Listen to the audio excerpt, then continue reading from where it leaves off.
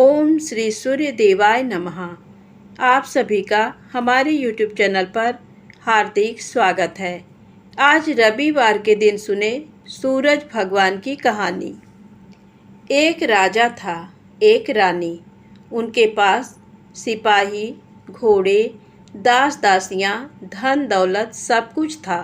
सिर्फ उन्हें संतान नहीं थी। इसी कारण राजा रानी बहुत ही दुखी रहते थे।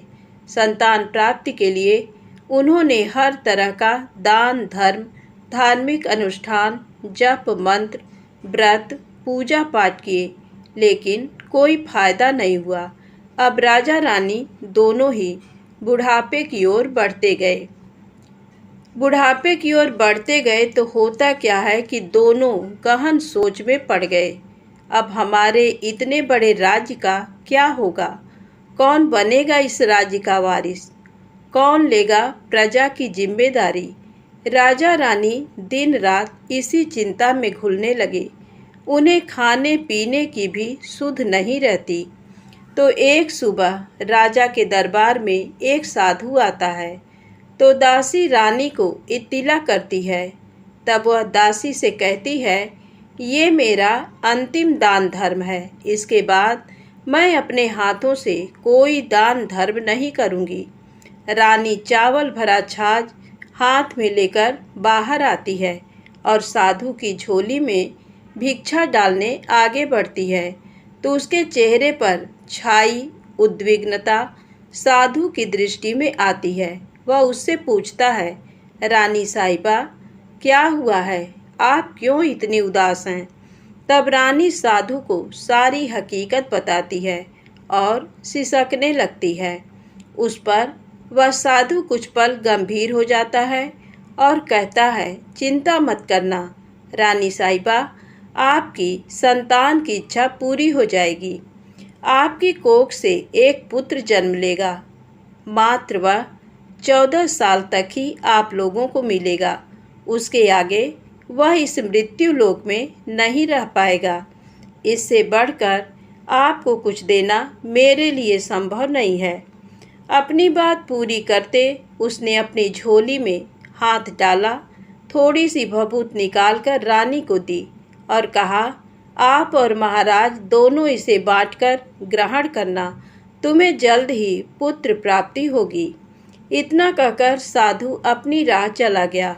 उसके जाने के बाद रानी सोचने लगी, 14 साल तो 14 साल ही सही।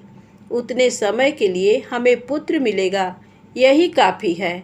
उतने साल तक मैं उसे जी जान से बड़ा करूँगी। उसे ढेर सारा प्यार दुलार दूँगी। अपनी संतान की मुराद पूरी करूँगी। उस रात अपना सारा राजकाज खत्म करके राजा जब रानी के महल में गए तो रानी ने राजा को सारी बात बताई और साधु की दी हुई भभूत राजा को दिखाकर बोली, साधु महाराज ने ये भभूत हम दोनों को ग्रहण करने को कहा है। राजा बोले, इतना दान धर्म किया, जप तप किया, कोई फल नहीं मिला।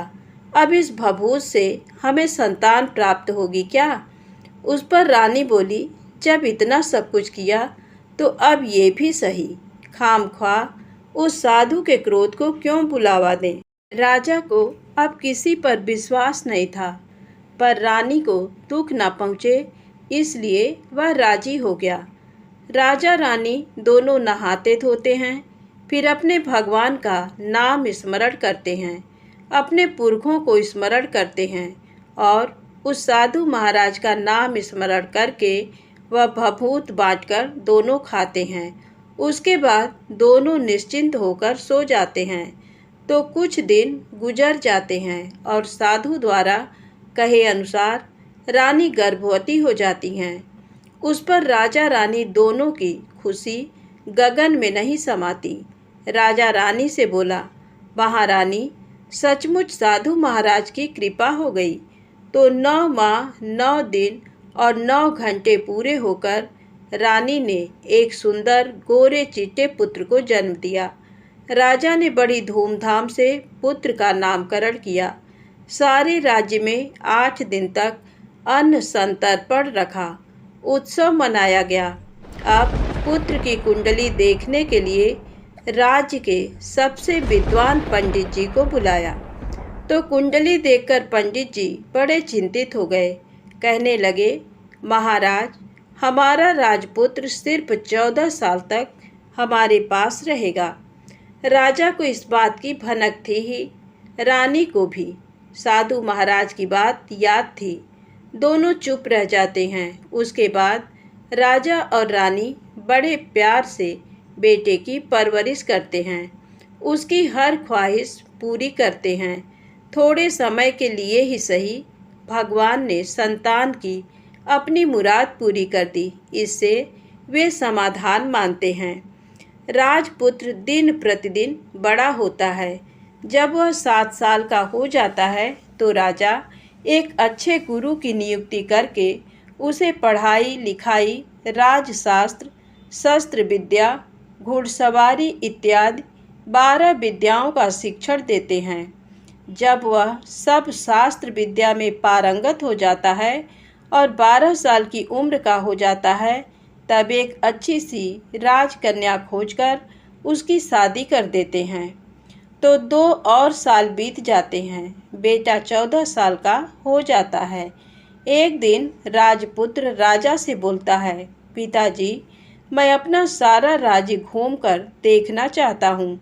आज तक मैंने सिर्फ इस रजवाड़े के अतिरिक्त कुछ नहीं देखा है।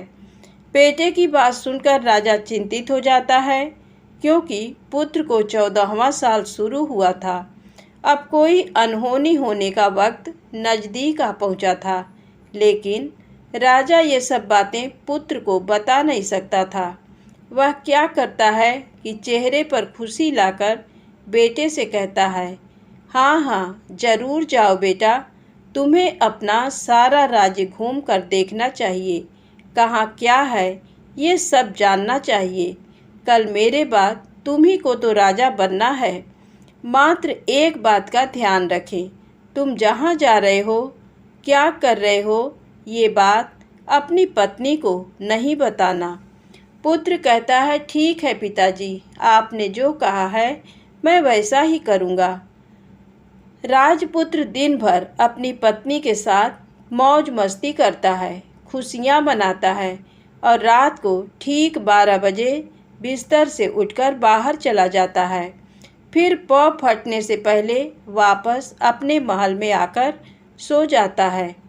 ऐसे बहुत दिनों तक चलता रहा। अब पुत्र का 14वां साल खत्म होने में कुछ दिन ही बाकी रहते हैं।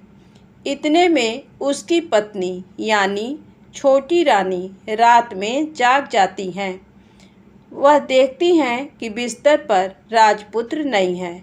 वह महल में सब जगह देखती हैं, तो राजपुत्र कहीं भी नजर नहीं आता। तो वह क्या करेगी, किससे कहेगी? वह चुपचाप रहती है। फिर भोर होने पर वह देखती है कि उसका पति अपनी जगह सोया हुआ है। वह पति से कुछ नहीं पूछती, लेकिन दूसरी रात भी वैसे ही होता है। तीसरी रात, चौथी रात, ऐसे बहुत दिन तक चलता है। रानी बहुत ही चिंतित हो जाती है। पति रात को जाता कहाँ है, किससे मिलने जाता है? उसके मन में ढेर सारे सवाल उठते हैं, लेकिन उसे पूछने में डर लगता है। शायद पति गुस्सा कर बैठे। सास ससुर से पूछने के बारे में सोचा तो उसकी कुल मर्यादा बीच में आ जाती थी। तो इस तरह मन ही मन वह कुढ़ती रहती थी।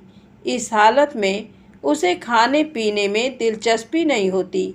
वह दुबली पतली हो जाती है। तो उस राज्य में फूल बेचने वाली एक बूढ़ी मालिन थी।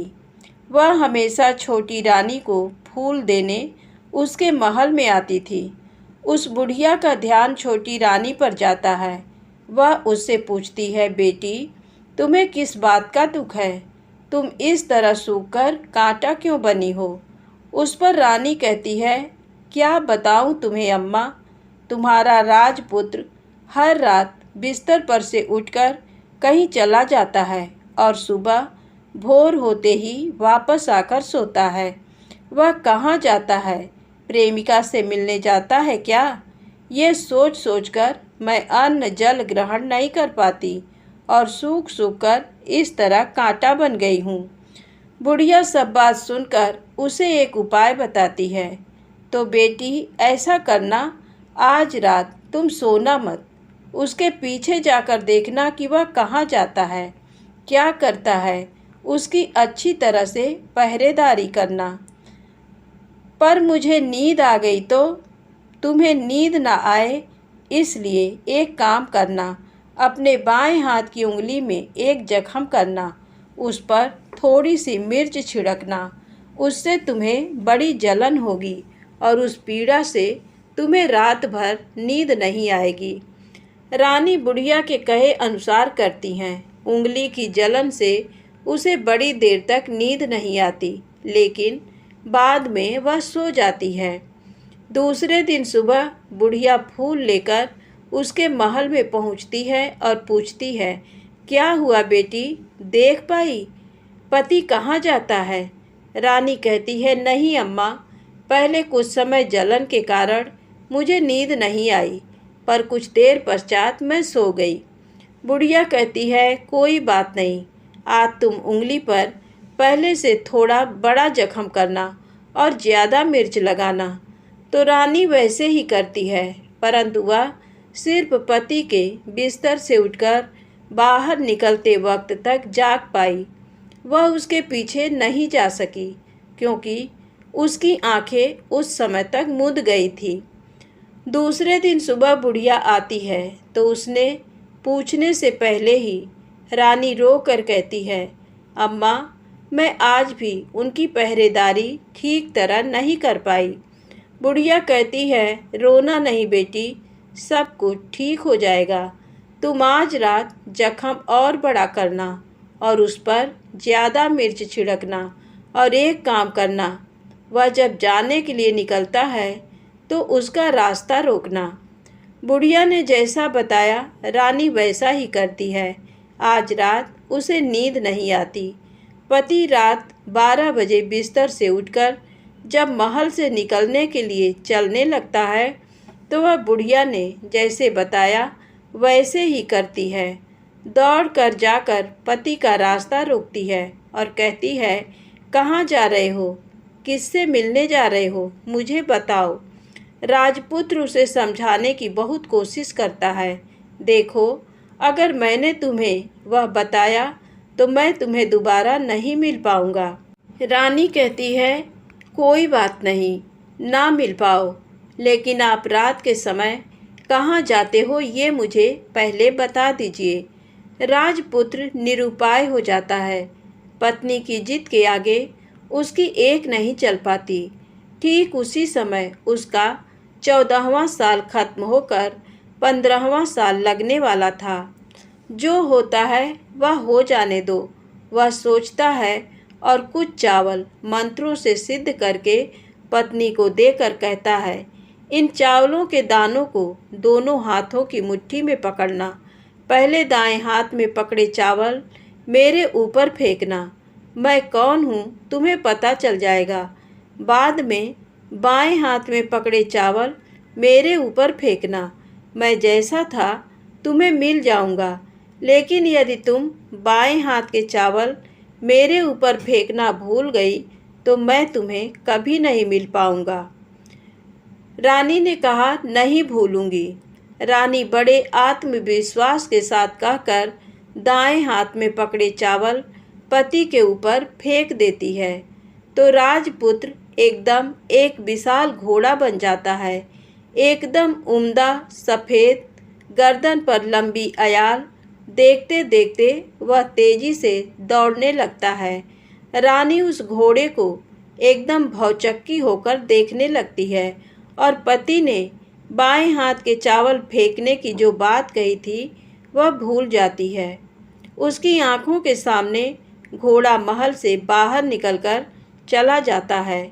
घोड़ा जो महल से बाहर जाता है तो वापस नहीं आता। अब रानी को बड़ा पश्चाताप होता है। वह स्वयं को कोसने लगती है, लेकिन अब उसका कोई फायदा नहीं होने वाला था। राजपुत्र अब वापस नहीं आने वाला था। सुबह होते ही महाराजा महारानी को सब बात पता चलती है। उन्हें बहुत दुख होता है। वे बिस्तर पकड़ते हैं और राह देखते हैं कि एक दिन उनका बेटा वापस आ जाए। इस तरह 1 महीना गुजरता है, 2 महीने गुजरते हैं, 3 महीने गुजरते हैं, आखिर 6 महीने पूरे होते हैं। राजपुत्र का कोई अता पता नहीं लगता। प्रधान राजपुत्र को ढूंढने के लिए राज्य के गांव-गांव सिपाही भेजता है, लेकिन उन्हें कोई सफलता नहीं मिलती। इधर रानी अपनी हठ के कारण पति गायब हो गया ये सोचकर स्वयं को मन ही मन कोसती हैं और प्रण लेती हैं कि कुछ भी करके पति को ढूंढ लाएंगी और उसे वापस घर लेकर आएंगी। एक दिन वह सुबह उठकर सास ससुर के महल में जाती हैं और कहती है कि मैं अपने पति की खोज में जा रही हूँ। महाराजा महारानी को और क्या चाहिए था, कुछ भी करके उनका बेटा उन्हें वापस मिलना चाहिए था। वे बहू को जाने की अनुमति देकर कहने लगे, बेटी तुम्हें जो चाहे वह करो, जहाँ जाना है वहाँ जाओ, लेकिन हमारे बेटे को वापस लेकर आओ। अब रानी अपना शाही वेश बदलकर एक सेठानी बन जाती है। कुछ दास दासियों को, कुछ नौकरों को साथ ले लिया, कुछ सामान साथ लिया और राज्य की सीमा पर जाकर वहाँ एक भोजनालय खोल दिया। वहाँ आने वाले सब यात्रियों को खाना मुफ्त में देने लगी। मात्र एक शर्त रखी कि खाने वाले को उसकी देखी कोई अजीब चीज़ उसकी मालकिन को यानी राजकन्या को बतानी पड़ेगी। तो वहाँ आने वाला हर नागरिक अपनी तरफ से मैंने ये देखा, मैंने वह देखा कहकर वहाँ से मुफ्त खाना खाकर जाता था। परंतु रानी को जो बात चाहिए थी वह अब तक मिली नहीं थी। ऐसे ही कुछ दिन बीत गए तो इधर क्या होता है कि रानी के महल में फूल लेकर जाने वाली बुढ़िया के एक बेटा और बहू थे। उनका एक छोटा बेटा था, यानी बुढ़िया का एक पोता था। तो बेटा और बहू सुबह काम के लिए निकलते थे तो पोते को संभालने की जिम्मेदारी बुढ़िया पर रहती थी। बुढ़िया दिन भर पोते को संभालती थी। एक दिन बुढ़िया को पान खाने की आदत थी तो पान लगाने के लिए चूना चाहिए था। वह उसे तैयार करने के लिए सीपियाँ लेकर आई। इन सीपियों को भूनने के लिए गोबर के कंडे चाहिए थे। कंडे इकट्ठा करने के लिए वह बांस की टोकरी लेकर चरवाहे के मैदान में गई। वहाँ बहुत सारे कंडे थे। उन्हें जमा करते करते उसे घर आने में अंधेरा हो गया। इस ओर शाम होते ही काम से वापस बेटा बहू घर पहुँचे तो देखा कि बच्चा घर पर अकेला है और रो रहा है। वे दोनों गुस्से से लाल पीले हो गए। इतने में बुढ़िया घर आ पहुँची। बेटा ने पूछा, पोते को घर अकेला छोड़कर कहाँ गई थी? बुढ़िया बताने लगी कि मैं गोबर के कंडे इकट्ठे करने गई थी। इस पर बेटा बोला, दोबारा बच्चे को अकेला घर पर छोड़कर यदि कहीं गई तो मैं तुम्हें बहुत पीटूंगा। बुढ़िया कहने लगी, नहीं बेटा, फिर कभी ऐसा नहीं करूँगी। लेकिन दूसरे ही दिन बुढ़िया वह बात भूल गई और फिर चरवाहे के मैदान पर कंडे इकट्ठा करने चली गई। शाम को जब बेटा बहू काम से वापस लौटे तो देखते हैं कि बच्चा घर पर अकेला है और रो रहा है। अब उसके बेटे की सहन शक्ति खत्म होने लगी और बुढ़िया के वापस आने पर उसे घर से निकाल दिया। बुढ़िया रात भर घर के बाहर अंधेरे में बैठी रही और सुबह होते ही हाथ में टोकरी लेकर कंडे इकट्ठा करने के लिए निकल गई। उस दिन उस पर कंडे इकट्ठा करने का मानो पागलपन सवार था। कंडे इकट्ठा करते करते कब अंधेरा छा गया उसे मालूम ही नहीं चला। उसे जब ध्यान आया तो गांव का रास्ता भी ठीक तरह से दिखाई नहीं दे रहा था। वह अंधेरे में आंखें फाड़कर देखती देखती किसी तरह आगे निकल पड़ी। तो होता क्या है कि एक कपिला गाय छन छन की आवाज़ करते, गले की घंटी बजाते ठुमक कर उस मैदान पर आ गई। उसे देखकर बुढ़िया सोचने लगी कि इस गाय के पीछे पीछे जाऊंगी तो गांव तक पहुंच जाऊंगी। तब बुढ़िया उसके पीछे पीछे जाने लगी। वह गाय क्या करती है कि उस मैदान से लेकर एक एक करके 6 मैदान पार करती है। आखिर में वह 7वें मैदान पर पहुंचती है। तो वहाँ क्या होता है कि उस मैदान पर एक बड़ा सा पत्थर है। गाय जाकर उस पत्थर को अपना सींग मारती है। सींग मारा तो वह पत्थर दूर हट गया और पाताल में नीचे जाने की सीढ़ियाँ दिखाई देने लगी। तब वह गाय उन सीढ़ियों से नीचे जाने लगी। बुढ़िया वह सब देखती रही और झट जाकर गाय की पूँछ को पकड़ लिया। पूँछ पकड़कर वह गाय के साथ नीचे पाताल में पहुंच गए। पाताल में पहुंचते ही तुरंत गाय की पूँछ छोड़ दी और इधर उधर देखने लगी। वहीं से बुढ़िया ने देखा कि पाताल में सब जगह जगमगाहट है। दिया दीप जलते हैं और तेज रोशनी गाय के ऊपर पड़ती है और वहाँ अद्भुत घटनाएं घटने लगीं। गाय के नीचे जाते ही उसके गले में अपने आप सांकल पड़ गई और छम छम करके कोई दुधाड़ी में गाय का दूध दूहने लगी। लेकिन जो भी कोई वह कर रहा है वह मात्र दिखाई नहीं दे रहा। बुढ़िया बहुत घबरा गई, कहाँ आकर फंस गई वह सोचने लगी और यहाँ वहाँ छिपने के लिए जगह ढूंढने लगी। लेकिन उसे कहीं भी जगह नहीं मिली। हर जगह उजाला ही उजाला था। तो वह यूँ एक कोनों में खड़ी रह गई और जो कुछ सामने हो रहा था उसे चुपचाप देखने लगी। कुछ पल के बाद वहाँ झट से एक उम्दा सफ़ेद घोड़ा आया। वहाँ 2 कुंड थे। उसमें से एक कुंड में उस घोड़े ने छलांग लगाई और ऊपर आ गया। अब उसे राजपुत्र का रूप प्राप्त हो गया। राजपुत्र बनने के बाद उसने दूसरे कुंड के पानी में स्नान किया। वहाँ रखे नए कपड़े पहने हैं। नज़दीक ही एक सुंदर पलंग था। उस पर आकर वह बैठ गया। उसके सामने अपने आप 5 पकवानों की थाली आ गई। दूध की एक प्याली आ गई। 5 सुपारी आ गए। उसके सामने एक दिया जलता रहा। राजपुत्र ने खाना खाया, दूध पिया, 5 सुपारी खाया और बिस्तर पर लेट जाने से पहले सूर्य देव का स्मरण करके सामने जलते दिए से पूछा, दिए दिए दीपंकर, मेरे माता पिता क्या कर रहे हैं? दिया बताने लगा, बेटे के शोक में डूबे हैं।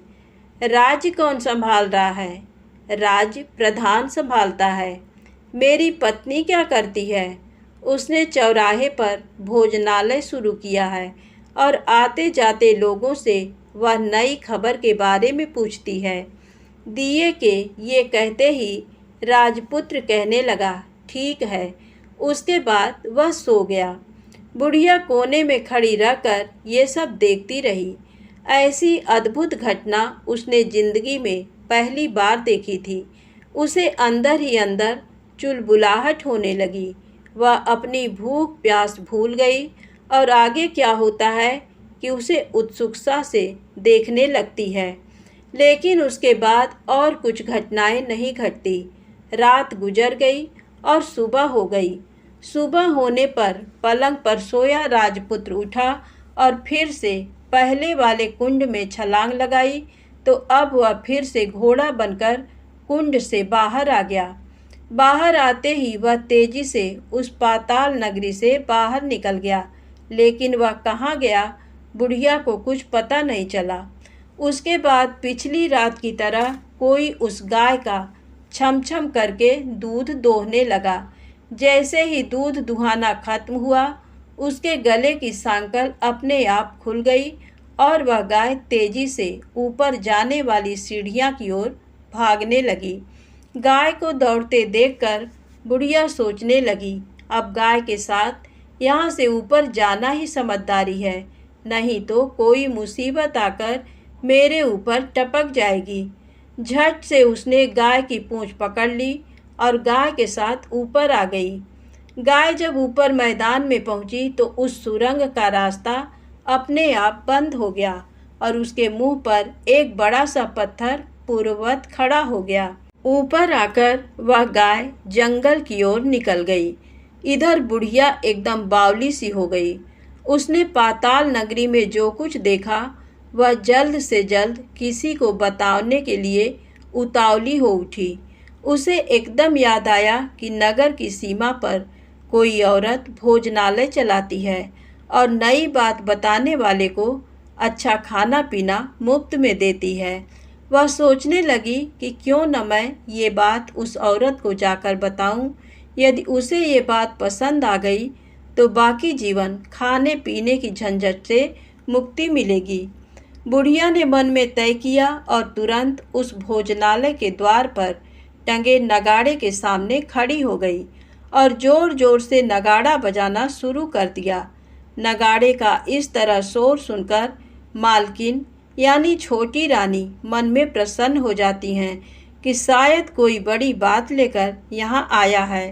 रानी सिपाहियों को आदेश देती है, जाइए और जो कोई आया है उसकी अच्छी खातिरदारी कीजिए।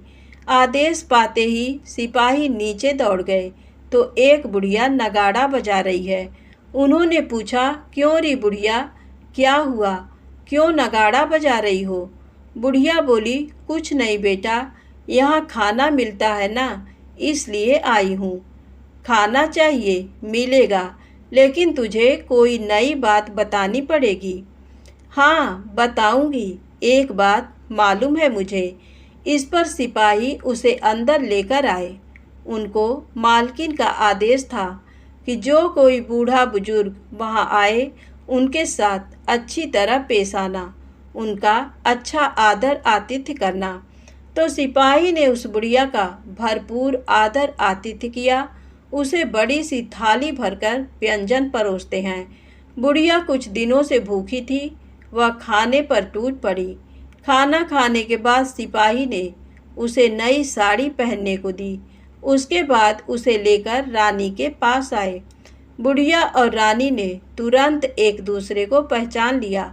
बुढ़िया बोली, बेटी तुम, और रानी बोली, अम्मा तुम। बड़ी देर तक दोनों भांति भांति की बातें करती रहीं। आखिर कुंवरनी बुढ़िया से कहने लगी, अम्मा अब बताओ तुमने क्या नई बात देखी है? नई बात? मैंने कोई नई बात देखी नहीं है। वह तो मेरे पास तुम्हें देने के लिए खाने के पैसे नहीं थे, इसलिए मैंने झूठ कहा और नगाड़ा बजाया। रानी ने कहा, अम्मा घबराना नहीं, मैं किसी को तुम्हारा नाम नहीं बताऊंगी। फिर भी बुढ़िया मैंने क्या देखा, कब देखा करके आनाकानी करने लगी। इस पर कुंवरनी ने उससे कहा, देखो अम्मा, यदि तुमने मुझे वह नई बात बताई तो जिंदगी भर मैं तुम्हारी देखभाल करूंगी और तुम्हें रानी माता की तरह रखूंगी। अब बुढ़िया बताने को तैयार हो गई। उसने जो कुछ उस चारागाह वाले मैदान पर देखा था वह सब कुछ कुंवर रानी को बता दिया। बुढ़िया की वे बातें सुनकर कुंवरनी को यकीन हो गया कि वह राजपुत्र उसी का पति है। वह तुरंत बुढ़िया से कहने लगी, अम्मा मुझे उस जगह पर ले चलो।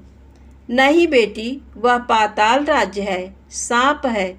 यदि किसी ने तुम्हें देख लिया तो तुम्हारी जान खतरे में पड़ सकती है। लेकिन रानी उसकी एक भी नहीं सुनती।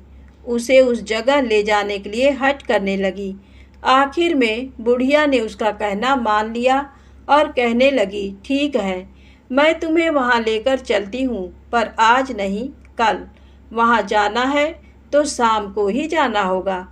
तो दूसरे दिन दोपहर को रानी बुढ़िया के साथ उस मैदान पर गई और एक जगह छुपकर गाय के आने की राह देखने लगी। दिन ढलते ही अंधेरा घेरने लगा और गाय हमेशा की तरह वहां आ गई। मैदान के उस कोने में जाकर उसने पत्थर पर सींग मारा तो झट से पत्थर हटकर वहां सुरंग में जाने का रास्ता खुल गया। गाय उस रास्ते से नीचे उतरने लगी तो बुढ़िया रानी से कहने लगी, जल्दी आगे बढ़ो, हम गाय की पूंछ पकड़कर नीचे उतरेंगे। तो दोनों गाय की पूंछ पकड़कर नीचे उतर गईं। बुढ़िया पहले जिस कोने में छिपी थी उस कोने में छिप गई। अब नीचे सब कुछ पहले जैसा घटित हो रहा था। गाय के गले में अपने आप सांकल पड़ गई। कोई अदृश्य रूप से उसका दूध दूहने लगा। एक सफ़ेद उम्दा घोड़े ने आकर एक कुंड में छलांग लगाई तो राजपुत्र के रूप में ऊपर आया। वह राजपुत्र दूसरे कुंड में नहाने लगा। बाद में उसके सामने खाने की थाली आ गई, दूध की प्याली आ गई, पान बीड़ा आ गया। राजपुत्र सब ग्रहण करके सोने के लिए पलंग पर गया तो सोने से पहले सूर्य देव का स्मरण करके वह दिए से पूछने लगा, दिए दिए दीपंकर, मेरे माता पिता क्या कर रहे हैं? तो दिया कुछ जवाब नहीं देता बल्कि वह बुझने लगता है। तब राजपुत्र को कुछ अघटित हुआ है इसका संदेह हो गया है। वह उदास हो गया और जो कुछ हुआ है वह हो जाने दो ऐसा सोचकर सोने के लिए बिस्तर पर लेट गया। अब रानी का संयम छूट गया। वह दौड़कर पति के पास गई और उसके पैर पकड़ने के लिए आगे बढ़ने लगी। राजपुत्र तुरंत ही पत्नी को पहचान गया। वह झट से पीछे हट गया और चिल्लाने लगा, नहीं नहीं, मुझे मत छूना, सर्वनाश हो जाएगा। रानी दोनों हाथ जोड़कर पति से अपनी भूल स्वीकार करने लगी। स्वामी, मुझसे भूल हो गई। मुझे आपसे नहीं पूछना चाहिए था कि आप रात को कहाँ जाते हो। मैं अपनी भूल स्वीकार करती हूँ। मुझे मेरी भूल की सज़ा मिल गई है। अब आप घर चलें। आपके वियोग में आपके माता पिता ने बिस्तर पकड़ लिया। आपकी प्रजा भी बहुत दुखी है। उस पर राजपुत्र कहने लगा, वही तो एक बार तुम गलती कर बैठी हो, अब दोबारा मत करना, नहीं तो अब मैं तुम्हें जो दिख रहा हूँ वो अभी नहीं दिखूँगा। रानी अब विलाप करने लगी, जोर जोर से जमीन पर सिर पटकने लगी। राजपुत्र के मन में उसके प्रति दया उत्पन्न हो गई। वह उससे कहने लगा, यदि तुम मुझे पाना चाहती हो तो तुम्हें एक काम करना होगा। काम कठिन है लेकिन वह तुम्हें अकेले करना होगा। रानी ने कहा, कहो स्वामी, कितना भी कठिन काम हो मैं वह पूर्ण करूँगी। रानी कहने लगी। इस पर राजपुत्र ने उसे बताया, इस पाताल से ऊपर जाते ही तुम्हें एक घना जंगल नजर आएगा। ऐसे 6 जंगल पार करने के पश्चात 7वां जंगल मिलेगा। वह जंगल सबसे घना है।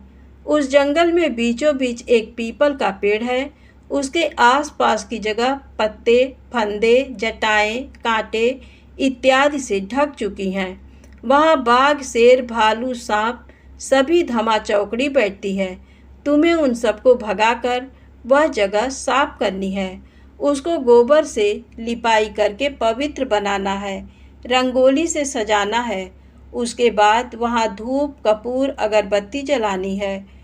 फूल, कुमकुम से पेड़ की तने की पूजा करनी है। दूध, दही से बने चावल का भोग चढ़ाना है। ये सब तुम्हें दोपहर को 12 बजने के पहले करना है। 12 बजने के समय तुम्हें उस जगह पर बैठकर सूर्य भगवान का ध्यान करना है। ठीक 12 बजे सूर्य भगवान का रथ वहाँ उतरेगा। वे वह सब देखकर खुश हो जाएंगे और कहेंगे, जिस किसी ने ये सब किया है उसे मैं मनचाहा फल दूंगा। तो तुम सामने जाकर उसके रथ का दाहिना घोड़ा मांगना, मैं तुम्हें मिल जाऊंगा। इतनी बात कहकर राजपुत्र अपने पलंग पर सो गया और छोटी रानी भोर होने की राह देखने लगी। भोर होते ही वह बुढ़िया के साथ गाय की पूंछ पकड़कर ऊपर आ गई। ऊपर आने के बाद वह बुढ़िया से कहने लगी, अम्मा, अब मैं अकेले ही आगे जाऊंगी, तुम भोजनालय वापस जाओ। वह जंगल में जाकर राजपुत्र की बताई जगह ढूंढने लगी और स्वयं आरी से वह जगह साफ कर दी। बाद में राजपुत्र ने जैसे बताया वैसी लिपाई पुताई करके वापस आ गई। दूसरे दिन पौ फटने से पहले उठी और जंगल में उस जगह पहुंची। वहां जाकर इत्र, गुलाब का पानी छिड़क कर वह जगह सुगंधित की। धूप अगरबत्ती जलाकर उसे पवित्र किया और पूजा की। सब सामग्री वहां तैयार रखकर सूर्य भगवान का ध्यान करने बैठ गई।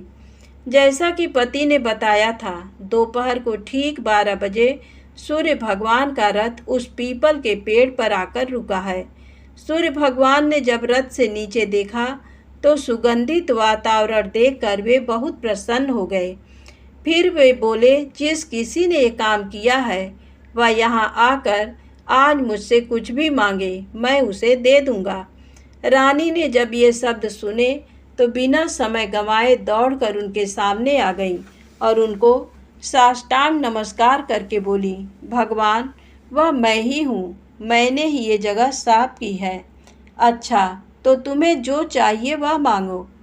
भगवान, मुझे आपके रथ का दाहिना घोड़ा चाहिए। सूर्य भगवान बोले, नहीं नहीं, मैं तुम्हें और कुछ भी दे सकता हूँ, लेकिन ये घोड़ा नहीं दे सकता। मेरे रथ के 12 घोड़े हैं, तुम चाहो तो कोई और घोड़ा मांग लो, लेकिन ये दाहिना घोड़ा नहीं, वह मैं तुम्हें नहीं दे सकता। छोटी रानी एक नहीं सुनी, वह सूर्यदेव से एक ही बात कह रही थी, वही दाहिना घोड़ा दे दीजिए, नहीं तो मैं आपके पैरों में गिरकर अपनी जान दे दूंगी। अब सूर्यदेव धर्म संकट में पड़ गए। उन्होंने वचन दे दिया था, अब अपने वचन से पलट भी तो नहीं सकते थे। तब सूरज भगवान ने बोला, मैंने तुम्हें घोड़ा दे दिया, लेकिन घोड़ा तो दिया है, वह तुम्हें यहाँ नहीं मिलेगा, तुम्हें उसे पाताल में जाकर लाना होगा। रानी बोली, पाताल में ही क्या भगवान, मैं उन्हें पाने के लिए कहीं भी जा सकती हूँ। रानी को वचन देकर सूर्यदेव अपने मार्ग चले गए और इधर रानी जंगल से अपने भोजनालय में आ गई। फिर वह बुढ़िया को लेकर उस मैदान पर आ गई। जल्दी ही शाम हो गई।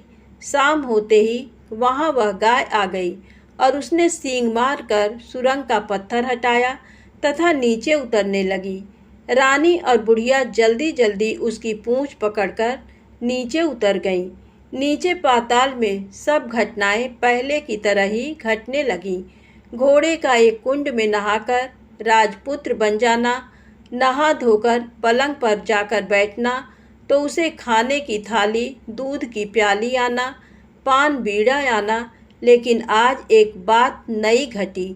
आज 2-2 थाली, 2-2 दूध की प्याली, 2-2 पान बीड़े उसके सामने आए। वह कुछ नहीं बोला। अपने हिस्से की थाली खाकर, दूध पीकर और पान बीड़ा चबाकर वह सोने चला गया और हमेशा की तरह दिए से पूछने लगा, दिए दिए दीपंकर, मेरे माता पिता क्या करते हैं? दिया ने बताया, वे दोनों तुम्हारे शोक से मरने की स्थिति में पहुंच गए हैं। ऐसा झट से उसकी आंखों से आंसू टपकने लगे। फिर वह पूछने लगा, दिए दिए दीपंकर, मेरा राज्य कौन चला रहा है? तुम्हारा राज्य प्रधान चला रहा है और वह सब कुछ हड़प चुका है। वह प्रजा पर बहुत अत्याचार कर रहा है। सुनकर राजपुत्र को बहुत गुस्सा आया। वह गुस्से से अपनी मुट्ठी भींचने लगा। अब वह पूछने लगा, दिए दिए दीपंकर, मेरी पत्नी क्या कर रही है? अब दिया कुछ नहीं बोला, चुप रहा। अब रानी का संयम जवाब दे गया। वह दौड़कर पति के गले लग गई। अब मैं तुम्हें मिल गया, राजपुत्र कहने लगा। सच कहते हो, अब आप फिर से घोड़ा तो नहीं बनेंगे? नहीं, दोबारा घोड़ा नहीं बनूंगा। तुमने जो इतने सारे कष्ट उठाए हैं मुझे पाने के लिए, इसलिए सूर्यदेव ने मुझे सदा के लिए घोड़े के जन्म से मुक्त कर दिया है। राजपुत्र ने बड़े प्यार से कहा और उसे गले लगाया, उसके आंसू पोंछे। कुछ देर पश्चात भोर हो गई तो गाय की श्रृंखला टूटकर वह ऊपर भूलोक जाने लगी।